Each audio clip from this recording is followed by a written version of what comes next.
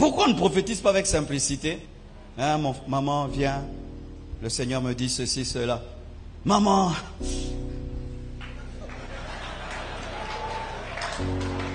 C'est ça ou c'est pas ça?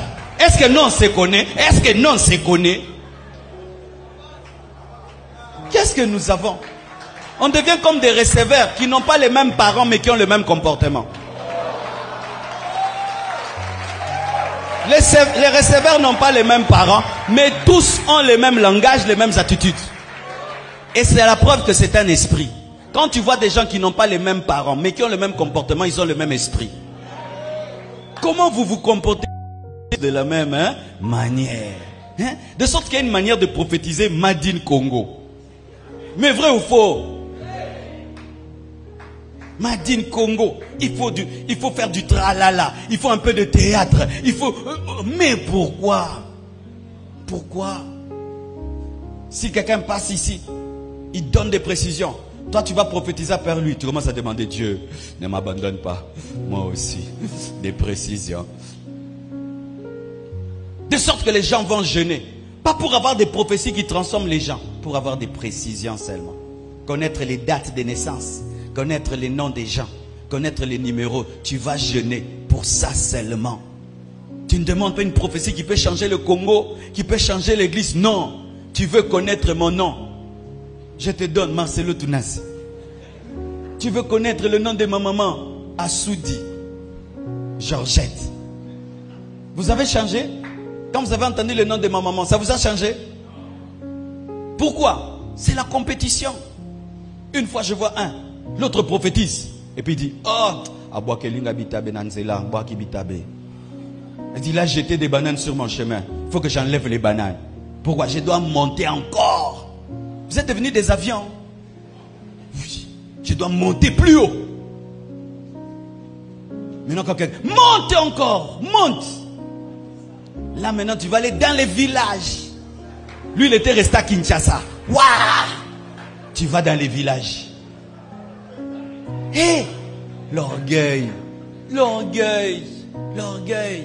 Et des petites églises, des petites églises, des petites églises. Vous les impressionnez. Ils sont à 300. Vous les réimpressionnez des 100. Vous les réimpressionnez 100. Vous les réimpressionnez. Ils vous suivent que maintenant en live.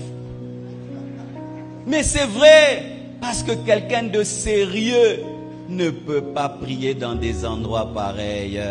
Les gens réfléchissent, les gens ont la caboche, les gens sont intelligents, les gens sont intelligents, les gens sont intelligents. Je quitte ma maison, vous venez faire vos compétitions des prophètes. Je ne reviendrai plus. Je ne vais pas payer mon transport pour voir une compétition prophétique de qui voit mieux que l'autre, qui a le zoom plus parfait.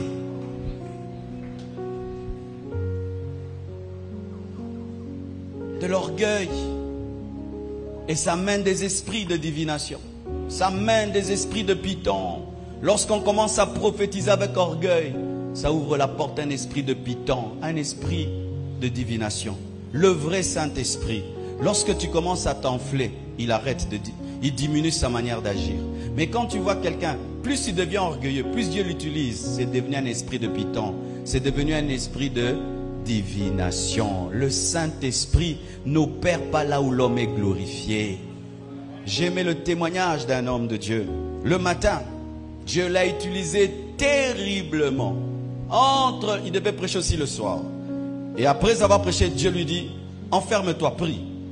Il a préféré recevoir sa cousine, causer beaucoup avec sa cousine. Et puis il a dit, Dieu m'avait déjà utilisé le matin, il va encore m'utiliser le soir. Le soir, plus de gens que le matin, parce qu'ils ont appris comment Dieu l'a utilisé. Mais le Saint-Esprit était attristé. Dieu ne l'a pas utilisé. Pas parce qu'il s'était enflé. Il n'avait pas donné le temps d'intimité que l'Esprit lui avait demandé. Rien que pour ça. Mais toi, tu fais 20 ans d'orgueil. Ça ne fait que monter. 20 ans d'orgueil. Là, ça continue. Dieu encourage-t-il des bêtises? Si Dieu t'utilise dans les détails, donne-le pour la gloire de Dieu. Mais ne cherche pas à les donner plus que quelqu'un. Ne cherche pas à impressionner quelqu'un. Ne cherche pas à dépasser quelqu'un. Nous sommes des frères et sœurs. Nous ne sommes pas des concurrents. Nous sommes des frères et sœurs. Nous ne sommes pas des concurrents. Nous avons oublié Satan. Satan, c'est devenu ton frère, homme de Dieu. L'autre homme de Dieu, c'est lui ton Satan. Satan, lui, on ne s'en occupe plus. Nous dépasser les uns et les autres. Vous pensez qu'on va aller au ciel, Dieu va dire, ok, comme tu l'as dépassé, prends ta couronne. Nous serons récompensés au ciel en fonction de, j'ai dépassé quelqu'un. Nous avons oublié le but du ministère. Et même, nous sommes devenus orgueilleux pour l'accomplissement d'une prophétie.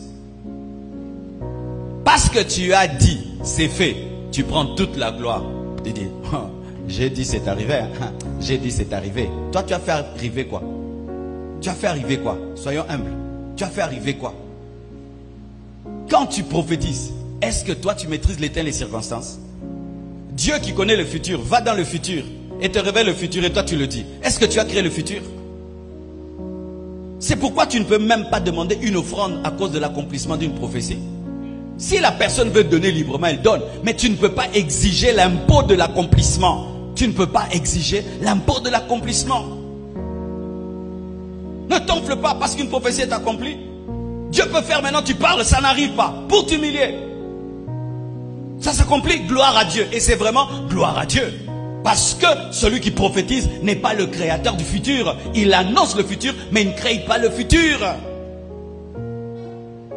Nous sommes orgueilleux. Orgueilleux. Même pour nos expériences spirituelles. Tu vois des anges, tu sens des choses quand tu pries, tes yeux s'ouvrent, tu entends la voix de Dieu et tu te sens supérieur aux autres. Osborne, les gens viennent le chercher pour lui demander le secret. Il dit, moi, j'ai même pas la grâce de sentir des picotements. Il dit, je ne sens même pas les picotements. Mais il prie, les aveugles voient, les sourds entendent. Mais il dit, moi-même les picotements, je sais pas. Mais cet homme a vu Jésus-Christ.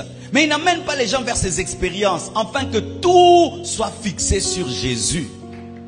Si tu entends la voix de Dieu audible, ce n'est que la grâce. Si quand toi tu pries, les yeux s'ouvrent, ce n'est que la grâce. Si toi quand tu prêches, tu sens le feu, ce n'est que la grâce. Il y a des gens, ils ne sentent pas le feu, ils ne voient rien, ils n'entendent rien. Mais il faut un travail plus que les gens qui voient et qui entendent. Ne sois pas enflé pour tes expériences spirituelles. Oh, j'ai vu des anges, j'ai vu ceci. Ne t'enfle pas pour tout ça. Ce n'est que la grâce. C'est pourquoi lorsque Paul parle de ses expériences, des fois il dit, je connais un homme, alors que c'est lui-même qui a fait cette expérience. Pourquoi? Pour qu'il ne soit pas enflé des expériences qu'il a. Et même à cause de la grandeur des expériences, une écharde a été déposée dans sa chair pour qu'il ne puisse pas s'enfler, parce que les expériences peuvent donner l'orgueil. Je suis en train de prêcher ici, et puis il y a un ange là-bas, un autre là-bas, qui sont là en train de vous surveiller. Imaginez. Il part et puis l'autre vient là-bas. Part là-bas. Pendant que vous ne voyez rien, moi je vois. Je vois le feu sur vos têtes là. Ça peut te donner. Mais sache que ce n'est pas parce que tu vois que tu es supérieur. Dieu t'a fait grâce. La caméra voit. Mais est-ce qu'elle est supérieure au micro?